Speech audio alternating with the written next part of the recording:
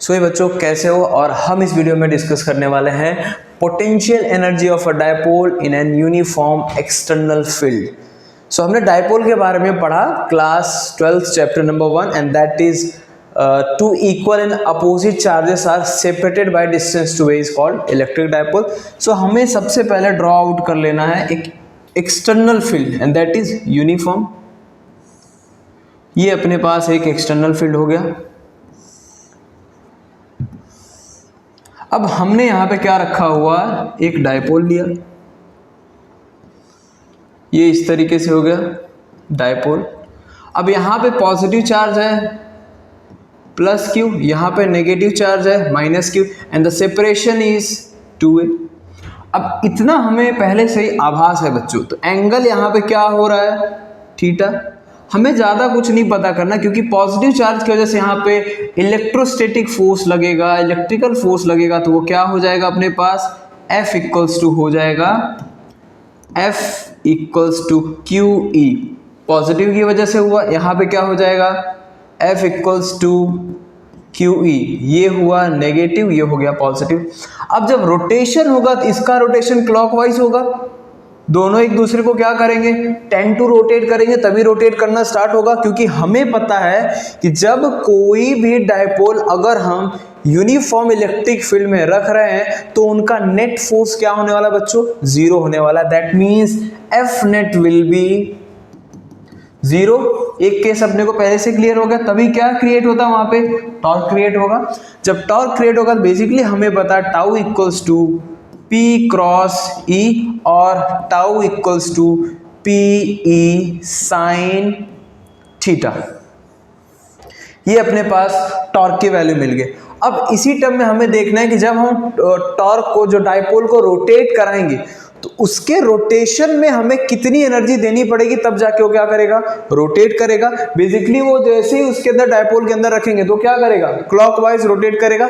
सो हमें यहाँ क्या करना है, एक एंगल पीछे लेके जाना है कि मतलब जब हम इसको पर्टिकुलर एंगल d थीटा पे क्या कर रहे हैं, रोटेट करा रहे हैं, तो हमें कितनी एनर्जी चाहिए। ऐसे तो यहाँ पे टॉर्क कौन सा क्रिएट हो रहा है, टाउ क्रिएट हो रहा है, लेकिन इसको जब रोटेट कराना पड़ेगा तो हमें एक्सटर्नल टॉर्क लगाना पड़ेगा, तब जाके क्या करेगा, वो रोटेट करेगा। जब एक्सटर्नल टॉर्क लगाएंगे तो कुछ ना कुछ वहां पे वर्क डन भी होगा, और वही वर्क डन हमें क्या करना है, यहाँ पे फाइंड आउट करना है कि कितनी एनर्जी हमें चाहिए कि हम इसको क्या कर सके, रोटेट कर सके। ओके, आगे बढ़ते हैं। अब हमें जब टॉर्क, एक्सटर्नल टॉर्क लगाएंगे तो tau external equals to PE sine theta, ये टाउ एक्सटर्नल हो गया। अब हमें इन्हीं टर्म्स को देखना है कि वर्क डन, तो क्या देखें यहाँ पे, work done by rotating dipole to d theta, इतना हम उसको रोटेशन प्रोवाइड कर रहे हैं। दैट मीन्स छोटा सा वर्क डन हुआ, dw इक्वल्स टू क्या होता है अपना, यहाँ पे फोर्स क्या है, टॉर्क है। So tau external into d theta हुआ।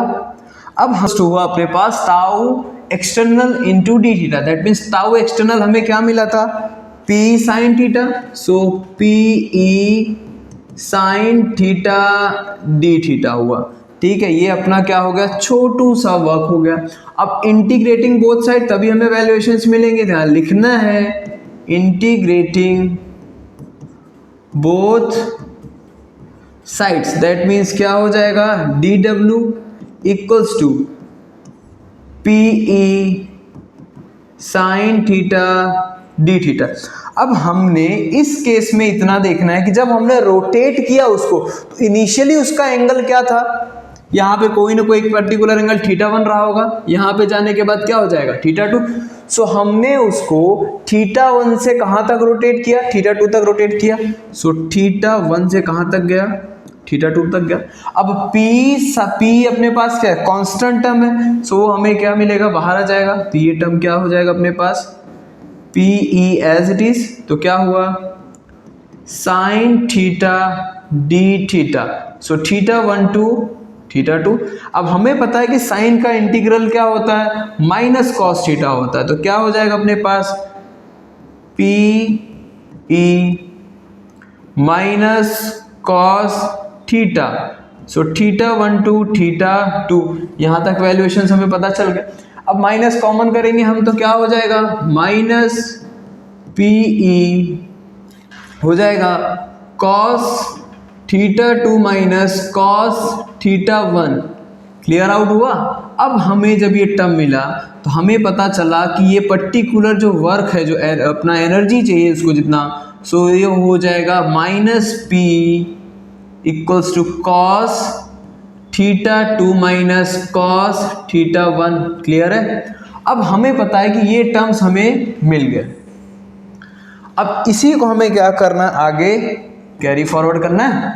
अब जब ये वैल्यू मिली तो पर्टिकुलर चेंज के लिए मिले, हमें अगर थीटा के लिए मिल जाए तो क्या हो जाएगा, so energy potential energy for u of theta के लिए क्या हो जाएगा ये, so it will be like w equals to minus PE cos theta.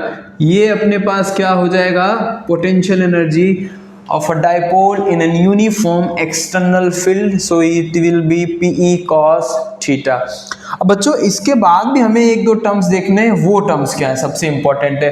अगर हमें पता है W क्या हो रहा है, माइनस हो रहा है, तो हमें डेफिनेशन पता है change in potential energy equals to work done, that means delta U equals to minus W लिख सकता हूं मैं, और एल्स अगर लिखना चाहूं U2 minus U1 equals to minus W, जो जस्ट हमने पिछले वीडियो में डिस्कस किया, या तो हमें पहले से ही पता ये टर्म कैसे आएगा। सो यहाँ पे रिलेट कर रहे हैं हम बच्चे। अब इसके बाद हमें क्या करना है, आगे टर्म्स में देखना है कि आगे इसके टर्म्स क्या होते हैं। सो हमें फाइनली इक्वेशन क्या मिला U ऑफ थीटा के लिए, PE cos थीटा माइनस, अब u of theta equals to minus P cos theta. So अगर मैं केस 1 की बात कर रहा हूं, सो केस 1 इज थीटा अगर क्या हो जाता है 0 डिग्री, अगर थीटा 0 होता है तो u ऑफ थीटा की वैल्यू क्या मिल जाएगी, माइनस पी। अगर माइनस पीई मिला दैट मीन्स यहां पे जो पोटेंशियल एनर्जी हुई वो क्या मिली, हमें मिनिमम मिली, मिनिमम मिला। और ये कौन से कंडीशन में आ जाएगा, स्टेबल कंडीशन में आ जाएगा। स्टेबल कंडीशन या इक्विलिब्रियम जो हम बोलना चाहें वो बोल सकते हैं। अब केस नंबर 2, केस 2 में क्या हो रहा है, थीटा इज बीइंग 90 डिग्री। जब 90 होगा तो हमें पता है cos 90 के वैल्यू क्या होती है, 0। सो u of theta will be 0। यहाँ पे हमें कोई भी एनर्जी देने की जरूरत नहीं पड़ेगी। So third case, in the third case, case number 3, जहां पे थीटा क्या हो रहा है 180 डिग्री। जब थीटा 180 डिग्री हो रहा है that means cos will be negative in second quadrant, that means ASTC के अकॉर्डिंग देखिए तो cos थीटा अपने पास जो वर्क डन होगा u ऑफ थीटा का वो हो जाएगा positive PE, minus minus plus. तो वर्क डन क्या हुआ, यहाँ पे अपने पास एनर्जी क्या हुई, पॉजिटिव। जब एनर्जी पॉजिटिव हुई तो वैल्यू क्या मिली अपने को, मैक्सिमम। और जो कंडीशन होगा वो कैसा होगा, अनस्टेबल इक्विलिब्रियम में आ जाएगा, वो अनस्टेबल इक्विलिब्रियम और कंडीशन। ये हो गया अपने पास टाउ इक्वल्स टू PE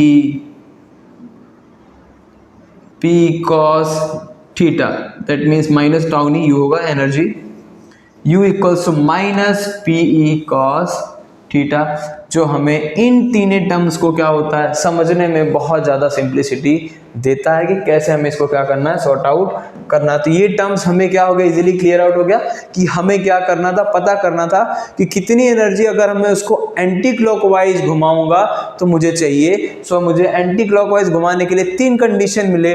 पहला कंडीशन, अगर 0 होता है तो यहाँ पे जो भी वर्क डन होगा वो क्या होगा, नेगेटिव होगा। तो वहाँ पे मिनिमम एनर्जी चाहिए होगी हमें, और कौन से कंडीशन में आएगा, स्टेबल कंडीशन में आएगा।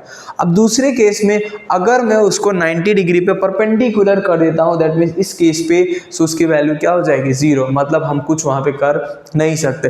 एंड थर्ड केस जहाँ पे हमें उसकी वैल्यू क्या करनी है, 180 डिग्री पे लेके जानी है। जब हम 180 डिग्री पे लेके जाएंगे तो उसकी वैल्यू क्या हो जाएगी, अपने आप पॉजिटिव हो जाएगी, और वहाँ पे हमें एनर्जी का क्या मिलेगा, मैक्सिमम वैल्यू मिलेगी, और वहाँ पे जो अपना रोटेशन है वो अनस्टेबल इक्विलिब्रियम क्या करेगा, फॉलो करेगा। ठीक है।